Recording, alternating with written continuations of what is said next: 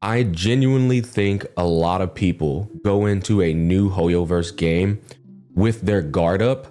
No thanks to Genshin Impact and how their lack of communication and transparency and ability to improve upon the modes that already existed in the game or just build upon the foundation that was laid. I think a lot of people go into new Hoyoverse games pessimistic and with their guard up because of Genshin Impact. And so when I see the developer 1.1 note like this, with the level of transparency, the sense of urgency, and the proof that they have been attentive to the concerns and the scrutiny of the community on their game, it feels good to see that, because it kind of just like it washes that away. And you're like, okay, they're going down the path of the Honkai Star Rail development team. That's good. And this is why it's important for people to understand that Hoyoverse isn't just Genshin Impact. There's different branches. Not only that, there's different contexts. These games, when they come out, they don't have the infrastructure that Genshin Impact had, right? That pandemic stuff. They also don't have the guarantee of success that Genshin right now has. It has a guarantee of success because the community. Which I don't even need to go into details about that. You guys already know, everyone's talked about it a million times. But Genshin Impact, it's guaranteed to succeed. Whereas these games have to prove themselves when they launch. And that tells me the Zenless Zone Zero development team is hungry. They're also literally competing with Wuthering Waves. Like these guys are dropping patches within days from one another with the newest characters and the most, hype and FOMO type of ordeal, which is crazy. I want to go over just some of the notes, not all of them, just some of the ones that were the most important to me, and give my thoughts and overall expectations on this patch, and just pretty much share with you guys where my headspace is on this. Okay, so let's go ahead and start off with this line right here. We have received invaluable feedback from you, such as improving the connection between the HDD EV mode, my favorite mode, sarcasm, and combat experience, offering more diverse and challenging combat options and optimizing some repetitive exploration experiences. These are the core issues of Zenless Zone Zero, and these are without a shadow of a doubt the issues that have been raised by the community. So when I saw this, I was like, wow, that's impressive. Because often at times, again, we go back to Genshin because that is the number one source of the fuckery. We would see these developer notes in Genshin, but they would be saying things like, we have received invaluable feedback from you, such as, and it would be shit nobody is mentioning. So it's really nice when you see things that are without a shadow of a doubt. You're like, we've all been talking about that. It feels good. Anyways, let's come down here. I'm only going to go to 1, 2, and 3 in this section, and then we'll go down to a couple of more. In terms of the narrative experience in the latest story mission of version 1.1, so the next patch, for the first time, that means this is a new methodical approach to their way of storytelling. That's huge. This sentence right here was massive. That means they don't have it in the game yet. You'll be able to interact with New Iridu's neighborhoods and fight through levels to advance the story's progress from the perspective of the mission's protagonist. This right here, New Iridu's neighborhoods, being able to interact with them, I really hope they're going down the path I think they're going down. I put out a full-blown first impressions review, and honestly, I feel like I feel like that shit impacted this. Maybe I'm stepping outside and getting overconfident here, but I feel like that definitely impacted this, because I discussed in that where I didn't like the idea of me seeing parts of the story through some TV system, through some roguelike TV system. I wasn't able to visualize or actually experience the immersiveness of these activities unfolding in real time because it's happening on a freaking little TV. I just couldn't appreciate that. I also explained in my review, my first impressions review, where world and exploration, I said in an instance-based game, it's important that I go around and look at these neighborhoods. I said, I want to go around there. I want to skate around the block. I think I said something along the lines of that, but I want to see these neighborhoods because in this instance-based game that's already it's at a disadvantage in comparison to open world games, it's important to be able to do little things like that so that the world feels bigger. I literally said this in the review. And so when I see this, I'm like, wow, that was a direct attack, bro. Like, we heard that, you know? And regardless of whether it came from me or like hundreds of other people, who knows? It's the fact that they actually listened, which is crazy. Right now, it says to fight through levels to advance, right? We already do that. That's already in the game. And progress from the perspective of the mission's protagonist. I'm curious what they mean by the perspective of the mission's protagonist, because the roguelike mode is the perspective of the mission's protagonist, low key. But the neighborhoods is all I needed to see. Another thing I said before we move on in my first impressions was that when I'm going through these maps, they all kind of feel samey. It's an apocalyptic debuff is what I said, I believe. It's like you go, they're different places, but they all kind of just look the damn same. And when you go through new Iridu's neighborhoods, that's gonna get rid of that samey vibe, and you're gonna actually feel like you're exploring different parts of the game, which again makes it feel bigger than it actually is. That's huge. All right, so number 2, a button for manual chain attack mode will be added to the squad lineup interface before entering combat. In the mode, after stunning an enemy, your actions will not trigger other agents' chain attacks. Additionally, a cancel chain attack combo function will be added to combat, allowing you to choose whether to use the manual chain attack mode according to your preferences. Basically, they're allowing you more freedom over your combat experience. I'll give you a clear-cut example here. Zuyan. There's some times where you like get their stun meter all the way down and you've set up your rotation to where Zuyan has all the buffs to dish out tons of damage. But if you finish the basic attack sequence, then she just automatically goes into a chaining attack to where you go into those other characters and your attacker is Zuyan. These other characters ain't gonna deal the damage that Zuyan's dealing in that moment. That is literally your highest DPS factor, and she just got forced off the field. That's a negative, right? So there's important times during a combat sequence where you don't want to go into that 3-man rotation because it's quite literally a DPS loss. So that was absolutely massive. In either way, it's always better to have control over what you want to do in your combat experience. Less control is often at times, 95% of the time, it's going to be worse. Unless we're talking about like auto aiming. Auto aiming is always a W. Unless you're playing FPS.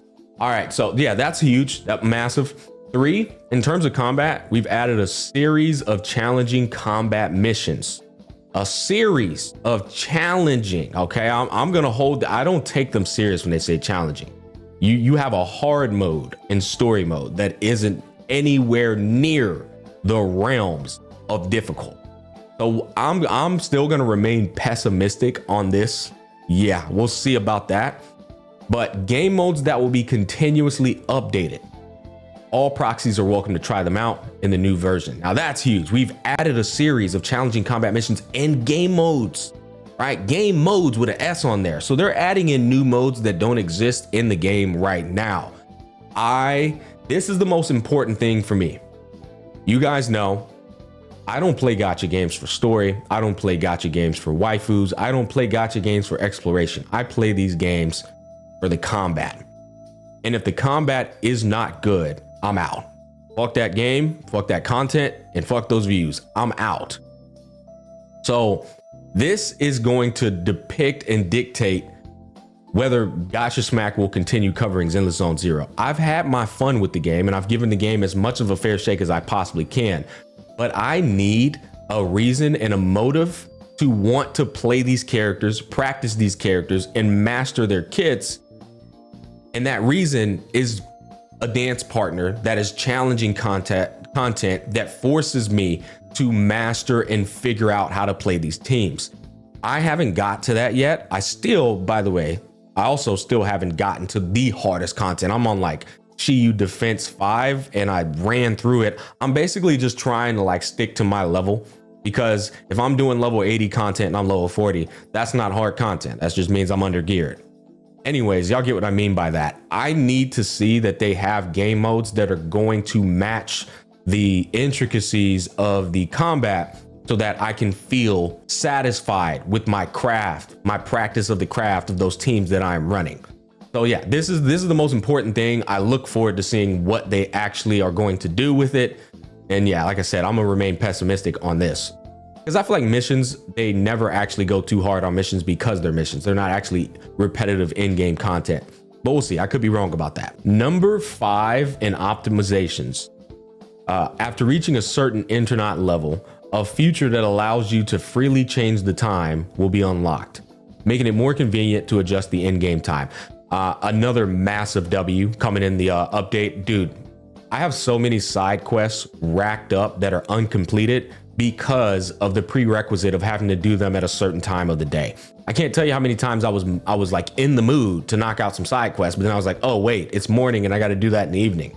Okay, well, I'll just do it in the evening. And I never remember. I don't have, you know, a calendar in my head that says, oh, it's evening, I need to go do those quests. The game kind of like scatters the quests in a like haphazard way, and it's just like, yeah, I'm good, bro. I'm just never gonna get that done.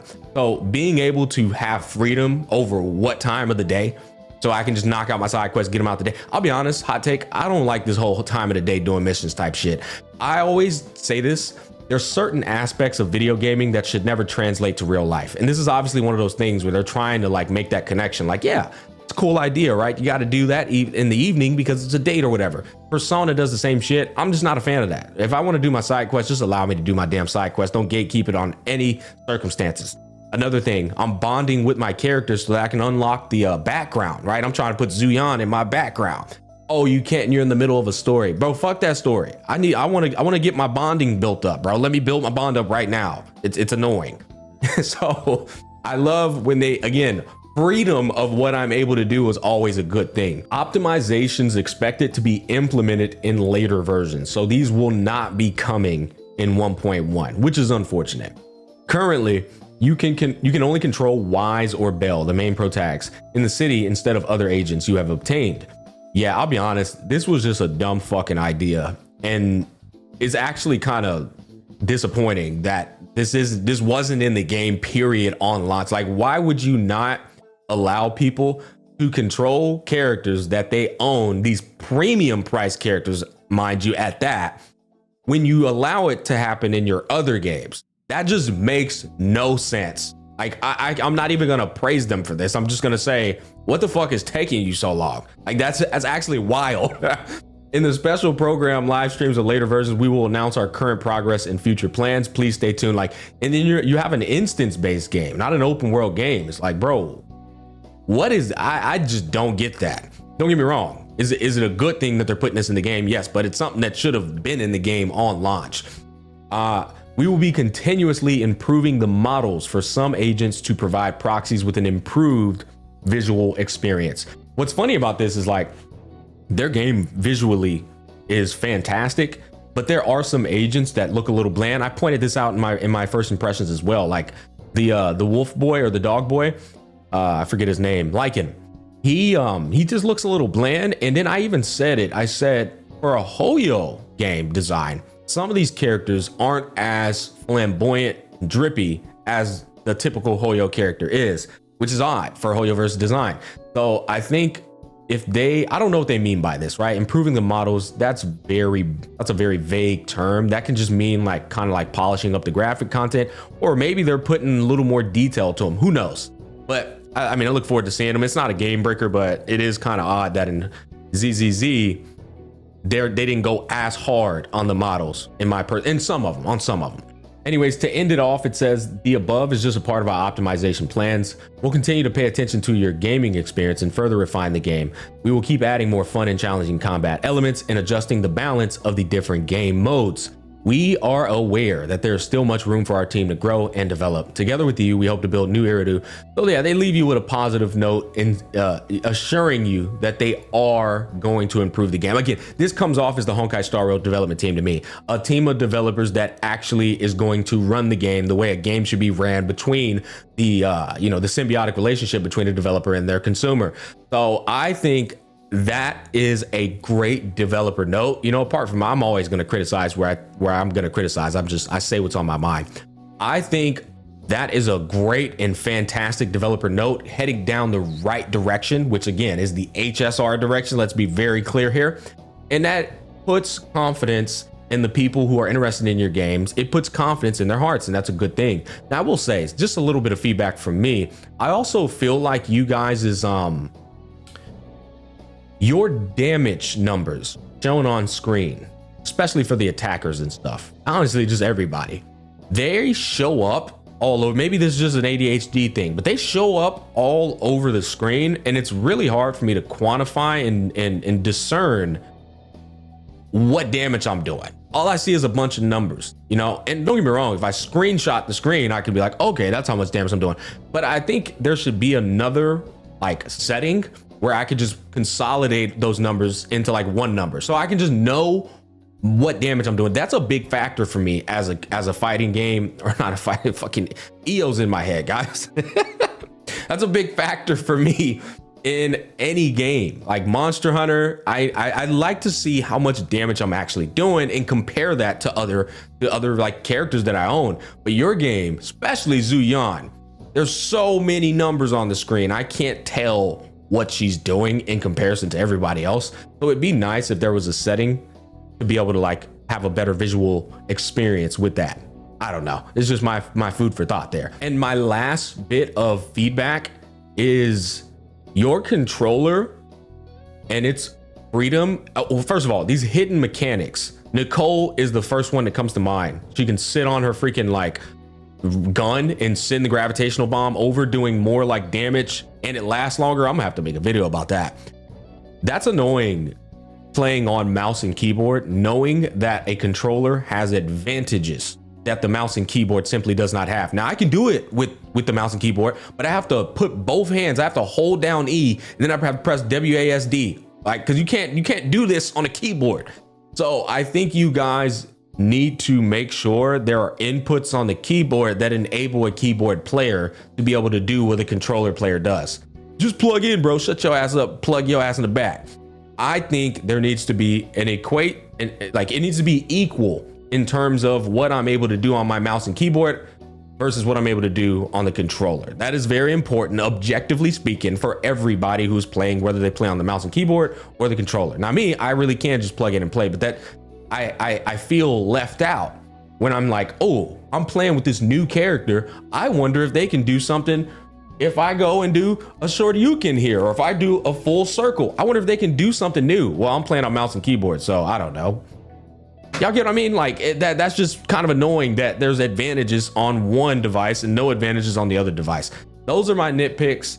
I think ZZZ, don't take it as me like fucking like attacking y'all. I'm just trying to provide as much feedback as I can, and I'm an open book. I think you guys are on the right track. I'll continue playing the game. I hope you actually deliver on the things you've set in this, and if you do, I'm gonna update it and just, you know, give you guys your flowers. But that's gonna wrap up this video. Thanks for watching, and I'll catch you guys on the flip side.